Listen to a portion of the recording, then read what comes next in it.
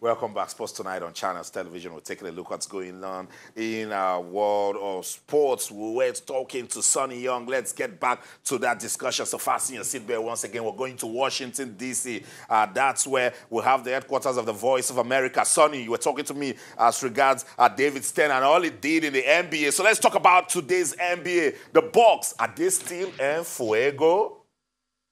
Well, I would say they are en fuego, Austin. And I was reminded of a former U.S. president, Harry Truman. He had a slogan that said, "The buck stops here." Oh, the wow. buck stops here. But these Bucks are not stopping here, They're Austin. not. They're The not. Milwaukee Bucks. The Milwaukee Bucks have the NBA's best record right now, 31 wins and 5 losses. And the man who really has carried the Bucks so far this season, Giannis Antetokounmpo, who has ties to Nigeria, and I think Giannis would have to be among the players praising David Stern for his legacy in opening the doors for international players in the league. But Giannis has been playing some great basketball, Austin. On Wednesday night, he had 32 points and 17 rebounds as the Bucks edged the Minnesota Timberwolves 106-104. I think the last time we talked, Austin, the Bucks were even with the Los Angeles Lakers in the standings. The Lakers have slipped a bit, but they're still playing good basketball. And I really think the Lakers will probably be there in terms of the Western Conference Finals when all is said and done this NBA season. The Bucks stop here, but they are not stopping. Giannis Antetokounmpo shouldn't even tempt me because, Sonny, I said for the first quarter of 2020, I don't want to test any basketball player for the alien DNA. So nobody should test me. Otherwise, I'm going to bring out the tester. Sonny, let's talk about sports in 2019. Let's begin with your top 3 memorable moments. Let's start with number 3, Sonny. What got you talking in 2019? Well, Austin, I must say I heard the top of your show, and I'm wondering if you were looking over my shoulder when I gazed into my sports crystal ball for 2019. Because I got to put Tiger Woods in my top 3. You mentioned his Masters triumph. That was in April of 2019. But we also have to remember, Austin, at the end of the year, Tiger captained the U.S. team that won the President's Cup in Australia, a big team tournament. And, I think Tiger was a great comeback story. Awesome. A lot of people really didn't think that he would win another major tournament. But the Masters was just a triumphant comeback. And to see Tiger wearing that red shirt and holding the trophy at the end of the tournament was just a great memory. I know, Sonny. It was also emotional. So that's number 3 for you. Sonny, what's your number 2 memorable sporting moment in 2019? Number 2, I will put those 2 fights between Anthony Joshua and Andy Ruiz in my top 3 moments. I must say, Austin, the first fight was probably more exciting of the 2 between Ruiz and Joshua, simply because of how unexpected that victory by Ruiz was. Wow. If I look at that victory by Ruiz in the first fight, I would have to say the only thing I can compare it to was when Buster Douglas beat Mike Tyson in Tokyo, and that was almost 30 years ago. Yeah. That was a big upset, and Ruiz stopping Joshua, I think within 7 rounds, was truly stunning for boxing fans. Yeah. But I will give AJ full credit. He made adjustments in the rematch, and he reclaimed his title belt. So I'll put the AJ Ruiz duo fights in my 3. Number 2. So let's roll the drums for number 1. Sonny's top moment in 2019. Austin, I got to stay local for this one. Okay. I got to stay local. The Washington Nationals winning their first World Series baseball championship. Wow. Big parades here in Washington, Austin. There were all kinds of celebrations. The Nationals went to the White House and they met with President Trump, but they were the toast of the town for it seemed like almost a month. They were the toast of the town. But it was a great story.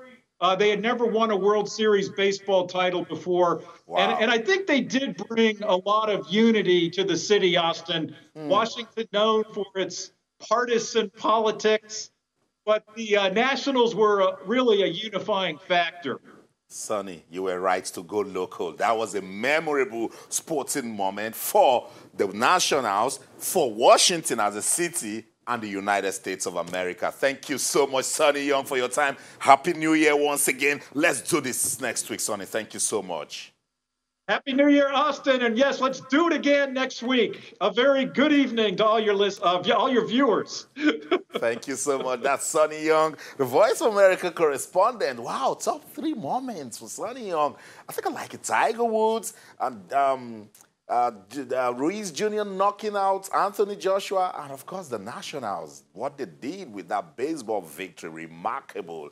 That's our world of sports for you, where impossible is nothing. They told Tiger Woods, you can't do it again. You're dead in the woods. Tiger, quit. Tiger, don't play golf again. Tiger, what are you doing? It's impossible is nothing. Tiger Woods wore a green jacket again. He won the Augusta Masters in April 2019. What an emotional comeback story for Tiger Woods and golf. I love this action-packed world of sports. Nobody, when Anthony Joshua and Ruiz Jr. were having that face-off for that first fight in June 2019, nobody, look, let that person come out and say that Ruiz Jr. was going to win that fight. What a way to even win it. Anthony Joshua knocked him down. He knocked down Anthony Joshua, knocked him down again, and knocked him out. It wasn't just a memorable sporting moment. It was a shocking sporting moment. It was a stunner. Ruiz Jr., I remember that press conference, told his mama, don't cry again. We've got money now. In our world of sports, impossible is nothing. Let's keep our memorable sporting moments in 2019 going. You can talk to us on Twitter, channels_sports, Facebook, channels_sports. What's your memorable sporting moment in 2019? If I want to come local, the D Tigress retaining their Afro-Basket Championship to prove to Senegal that they are in charge of women's basketball in Africa. That one really got me talking. Let's bring the discussion back home now. Continue our countdown to the Tokyo 2020 Olympics. The new year has come. So now, no jokes anymore. So if somebody's saying, why is Austin doing the countdown? Now you know that we have to start counting. 203 more days to go to the 2020 Tokyo Olympics. My question has not changed. How ready is Team Nigeria? Are we going to do things differently this time around? We won just the bronze medal at the 2016 edition in Rio. No football this time around. Where can the country turn to? Are the coaches ready? Are athletes motivated enough? The Ministry of Youth and Sports, what strategies have you put in place to ensure that when Nigeria goes to Tokyo, they won't just announce our names as one of the participants? 203 more days to go to the Tokyo 2020 Olympics. I caught up with Nigeria's first Olympic gold medalist, Chioma Ajonwa. I said, Chioma, a lot is going on now. I don't know what to say. I cannot describe it. But you won an Olympic gold medalist. What is it that you guys did back in the day that we're not doing now? Let's listen to Chioma Ajonwa. That time that we're not doing now is that we were keeping our athletes together. You know, we give them close camp.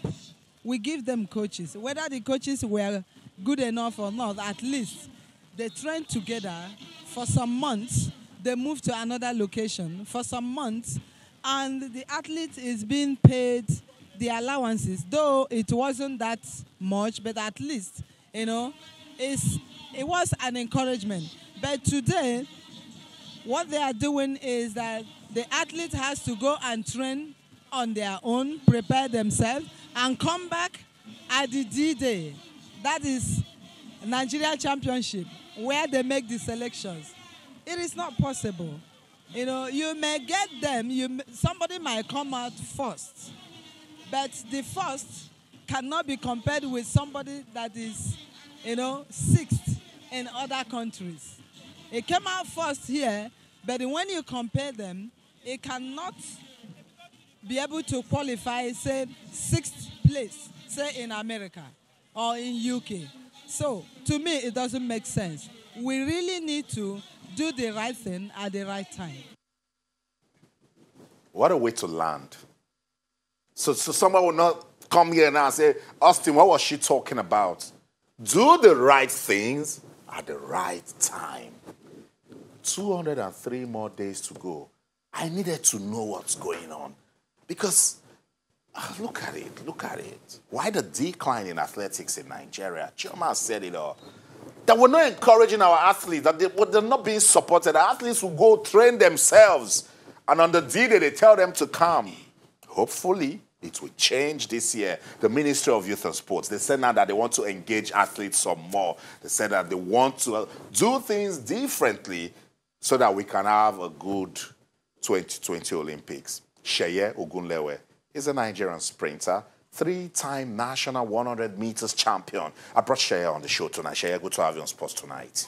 Good evening, Austin. Happy New Year. Happy New Year to you and the viewers who watch Sports Tonight. I'm a big fan of the show.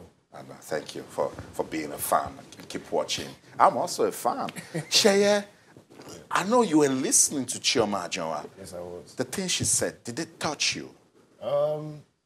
Not necessarily, because we've been talking about the same thing for 5-6 years now.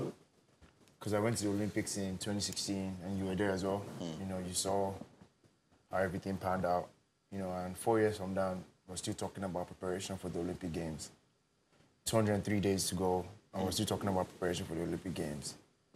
When you were with me in 2016, and you saw everything that happened, there are people that went to 2016 who could have been invested in and would have done exceptionally well leading up towards 2020. But that did not happen, for some reasons which I can't say anything about. But what could we do? We have to just keep praying as we love doing. We like praying in Nigeria without actually putting things in place, and we look to God to sort out the problems. But that will not happen if we actually don't start preparing for the next Olympics now. Now, that's what Chioma said, that doing the right things. But you're an international athlete, Sheye. You've been there and you've seen top athletes prepare. What does it take to prepare for the Olympics? It takes a team. It's just not one person. It's just not one individual who says, I want to go to the Olympic Games. It takes a team. It takes a lot of effort. It takes a lot of financial support. It takes a lot of physical support. It takes a lot of mental support. There's a lot. You need a physio. You need a coach. You need a psychologist. You need a nutritionist. You need a very good coaching environment. You need the meets. You need financial stability as well, because if you're not financially stable, if you're thinking of what you're going to eat while you're training, I don't know how you're going to do well, because the guys that you're competing against are not thinking the way you're thinking. They're thinking about gold. But you're thinking about how you're going to feed your family, how you're going to eat, how you're going to, your travel to training or wherever. But it's difficult to say, man. I train with one of the best guys in the world. I see them every day, and I see what they do. Sometimes I realize that, oh, wow. We have a long way to go in order to get there. But hopefully, with the implementations that the ministry are trying to put in place, I hope, I pray. Now you're praying. That we get to where we need to get to.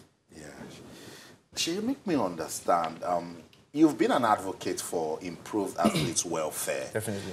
How terrible are we with it? We're extremely terrible. Because you can't keep going for events, and what we're going there for is to argue about how much we're going to get, or how we're going to get there, or what we're going to wear when we get there. The mindset is not where it needs to be if you're thinking of those kind of things. While other people you're going to compete against are thinking about how they're going to win, you're thinking of, oh, how much are they going to pay me? Or did they support me to get here?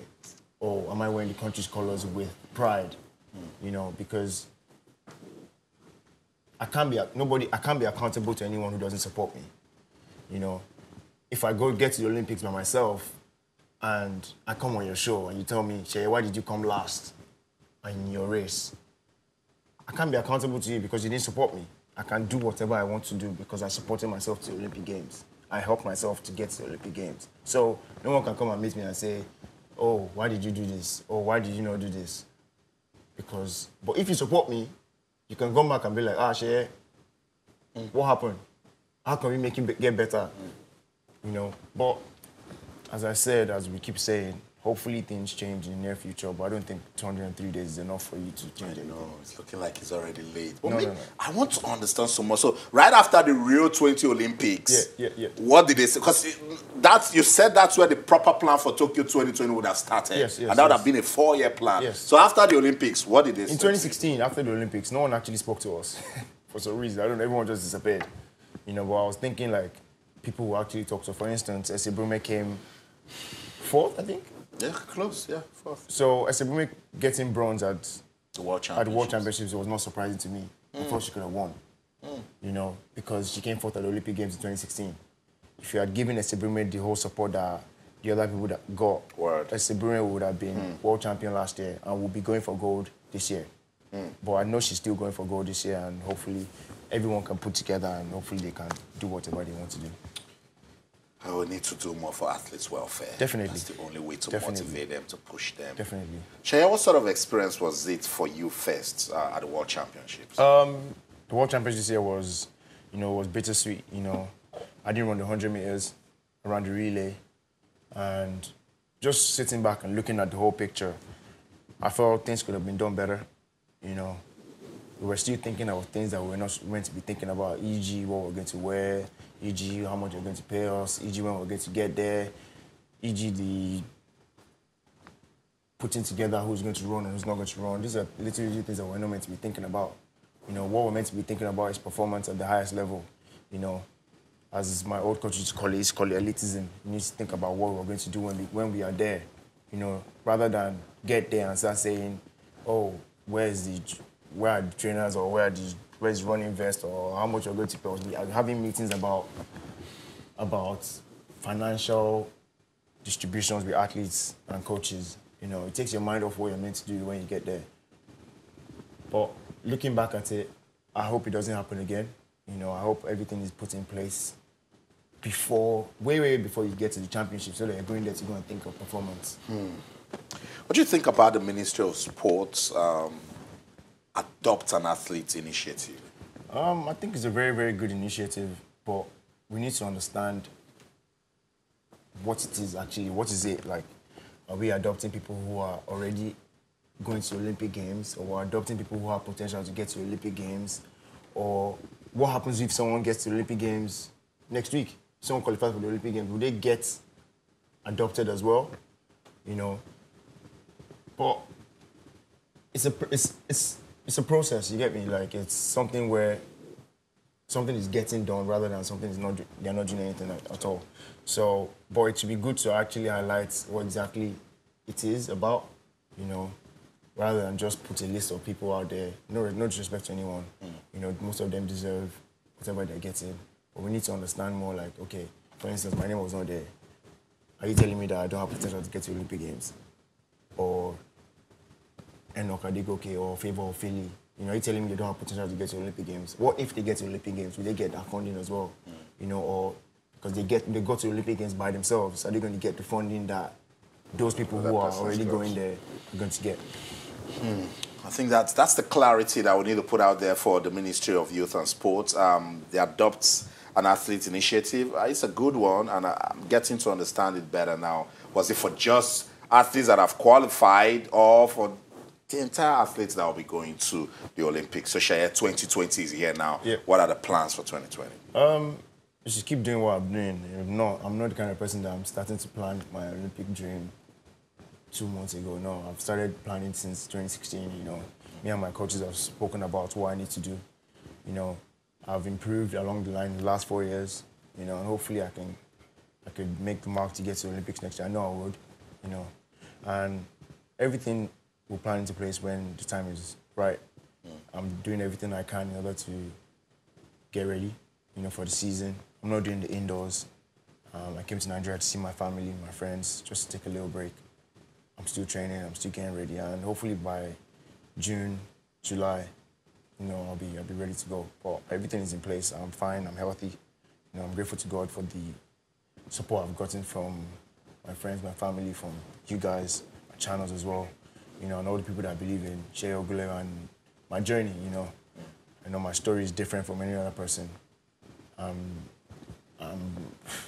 I'm doing what I'm doing just because, well, there's no need to talk too much about that, but hopefully, fingers crossed, and by God's grace, everything comes into place in 2020. Yeah, that's it. The new year, so setting goals. But I like the fact that for Sheye Ogunlewe, it's been a long-term planning. Hopefully, gets that qualification to the Olympics, and then we'll take it from there. You can be part of the program. Sports Tonight on Channels Television. We're taking a look at athletics in Nigeria from an athlete perspective. And Sheye Ogunlewe has been making some vital points, particularly as regards athletes' welfare. He says we need to do more because we're extremely terrible at it. Let's get to the English Premier League now. Find out what's going on in that match between Liverpool and Sheffield United. It's 1-0. Mo Salah in the 4th minute gave Liverpool the lead. We know it's going to be difficult for Sheffield because Liverpool, they have not lost at home in the last 50 games. Let's go on this final break. When we come back, Sheye will tell us some more as regards ways that we can improve athletics in Nigeria. Don't go anywhere.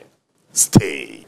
Welcome back, Sports Tonight on Channels Television. We are taking a look at athletics in Nigeria because it's 2020 and athletics is a big deal in this country, particularly that we will not be having football at the Olympics. So we need to turn attention to athletics. By the way, we're waiting for the Athletics Federation of Nigeria to actually have that direction that can make athletes such as Sheye go to the Olympics and have a memorable experience. I know athletes don't like to talk about this, but let's just talk about administration a bit, Sheye. No problem. What do you think about all of this happening in the Athletics Federation of Nigeria? I don't really get too caught up in the politics of track and field. I just mind my business and do what I need to do. But sometimes I read in some places as to what's going on. I think there's one faction here, there's another faction here. But at the end of the day, we need to just sit back and look at it. Who's going to get affected if all these things are happening? It's going to affect us, the athletes. So sometimes I think about it and say, do these people really care about the athletes if there are different factions and different situations that are happening? Because at the end of the day, it's us that's going to suffer. But I hope everything comes together and they sort it out. But I just advise every athlete out there to just keep doing what they're doing. Keep training, keep trying their best in order to achieve what they want to achieve for themselves and their family, But it's sad to see. And I don't know, I'm a novice to what is going on, but fingers crossed, I hope everything is sorted because we need to know a calendar, we need to be able to plan. Because sometimes we cannot plan what's going on. We don't know when the trials are, we don't know when the events are, we don't know if there's a relay camp, we don't know if we need to go to Florida relays. We don't even know if we need to do anything, But as I said, it's 203 days to the Olympic Games. The plan must have been in place already. My plans are already in place already of what I'm going to do, when I'm going to do it. And you can't call me next week and say, oh, Sheye, meet me in Texas. There's a relay camp in Texas. No, Texas was not in my plan.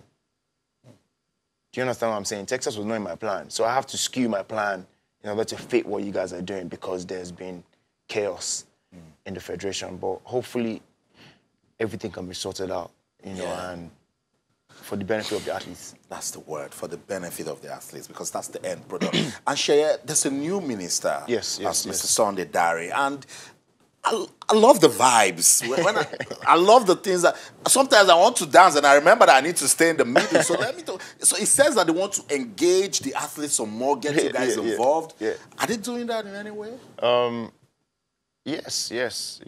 Well, for me, I've been trying to speak to the minister, so that I could give him some of the ideas I have as to what can happen in development of the sport, not just necessarily for me, for the next generation that are coming up. Hopefully I can get that medium to talk to him because I come home once in a while, hopefully I can talk to for everyone who is not who's not at home, you know. But I'm happy as to what I'm seeing, you know. It's engaging, you know. There's always update as to what's going on, and the plans are in place for Nigerian sports in general, you know, the facilities, the investments in athletes, and it's good to see that something is being done at least. Sounds good. You can be part of the program on Twitter, channels_sports, Facebook, channels IFN Sports. We'll have Sheye Ogunlewe, Nigerian sprinter. Sheye is 3-time national 100 meters champion. He's been talking to us regards ways we can improve athletics in Nigeria. Let's go back to 2019. Some memorable moments. Talk to me about Divine Odudur. How impressed are you with him? Wow. That was exceptional. What Divine did was exceptional. He woke everyone up, you know. He made sure, like, he put in your mind to say there's no limits. There's no limits. You know, people are saying if Divine that was with me here can do what he did, I can do it as well. You know, so kudos to him as to what he did. He ran 9.8, he ran 19.7, you know, exception. He got the world talking, you know, put the limelight on Nigeria, so which is good. Hopefully we can back that up next year and keep going. That's right. You know, what he did was exceptional, and I lift my hat up to him. Awesome. And Raymond? Raymond. These guys are doing exceptional running, you know, and I'm happy for them, you know, because coming from where they're coming from, you know, it's good to see that Nigerian male sprinting is going to a different level. Yeah. You know, because back in the day it was not about Nigerian male sprinting, you know, but it's good to see that the guys are up there in the world stage, and hopefully, as I was talking about, you know, the ministry, you know, can come together and, you know, put us together so that we can have a good relay team, for instance, to compete with the best of the best in the world. You know, we went to the World Championship, we came dead last. We ran 38.62, which was one of the fastest times Nigeria has run in the last decade. You know, we've run 38.50, we've gone 38.59, and we've gone 38.62. You know, those are the fastest 3 times we've run in the last 10 years without practicing. And I went to the World Championships, and I noticed that 37.9 did not make the final. Ooh. So it's obvious that teams have started practicing. That's right. You know, and if you don't practice, it's not rocket science. You're not going to go there and beat people that have practiced. You know, it's not mathematics where it's not a school whereby some people don't read and they pass. This is sports. You know, you reap what you sow. If you don't plant beans, you won't reap. If you plant beans and you're expecting cassava, it's not possible.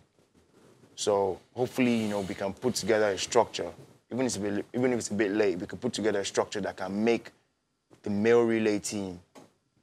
You know, we have a 9.8 guy, we have a 9.9 guy, we have 10.02, we have 10.11, we have 10.14, we have 10.13. Countries are begging for these times. Japan doesn't have a 10.8, 9.8 runner. Yeah, they want bronze because they practice. That's what it is. If you don't practice, you won't get anything. And we're good in the relays. So it's about being strategic. It's about planning, you know, putting there tons of relay events in the world. There's the Penn Relay, there's Texas Relays, there's the Florida Relays, the Diamond League meetings that have relay competitions. You know, this is what I'm expecting us to do, you know, put together a team so that we can go out to these events and, you know, start practicing, and hopefully, this is not about winning medals at Tokyo. It's about actually qualifying for Tokyo first. Yeah. And hopefully making the final. Sheye, let's bring the discussion to the grassroots. Channels Television, we concluded the 2nd edition of the Channels Track and Field. And thank you so much for coming around to inspire the kids. How laudable is that project? It's awesome, man. It's awesome because that is where I started from as well. You know, I was in school in Atlantico Pucallpa, you know, for those that don't know. And I started running at those championships as well, you know, inter-school relay championships, inter-school 100-meter championships. And it's good to see that channels are putting these things in place, you know. And hopefully, it's not just about them running, it's about actually putting an eye on the guys that are winning as well. You know, monitoring their development, because they did as well. Shout out to Mrs. Gloria Bajimi, because without her, you know, I won't be where I am today, because she actually monitored my progress from high school all the way till now. You know, and it's good for us athletes also to inspire those guys as well. As I said, I promised a pair of spikes to the person that won. You know, and it's good for some of us to come and watch and let them see who they're trying to be like. And also for schools to actually put into their curriculum. And that's my school, Atlantico. schools to put into their curriculum and say, okay, Channels Track and Field event is an event in calendar where we want to compete. You know, also we need to make the incentives good for athletes as well. Some of these schools, if we're giving them scholarships to universities or we're sending them to go and watch me train, or for instance, or go and go to the Michael Johnson Center or something, you know, so that they know what they're going to achieve whenever they win or run fast at the events. Something to look forward to. Thank you so much, Sheye. Let me just go read some comments on Twitter. This one is from Ikujimi Samuel. It says, I remember vividly how Sheye Ogunlewe had the fastest time in Nigeria and has posted on home soil with 10.12 clocking at the national trials in Warri in 2015. Was that correct? 2016, yes, definitely. Yeah, 2016. If we are a serious nation, we would have invested heavily on Sheye and he would have secured a minimum of Olympic bronze. So Sheye is also saying that's why the Ministry of Youth and Sports also, they've seen the need to support athletes, get them involved so we can actually do better at competition. Sheye, thank you so much for your time. Thank you for having me. Thank you for having me. Happy New Year once Same again. to you. Happy New Year to the viewers as well. Okay, and that's it. That's so far we can go on this edition of Sports Tonight on Channels Television. Keep talking to us on Twitter. Or Channels_Sports, Facebook, Channels Life in Sports. That's the show for the team. I'm Austin Okonakpan in everything you do. Remember, let's keep talking sports. Bye for now.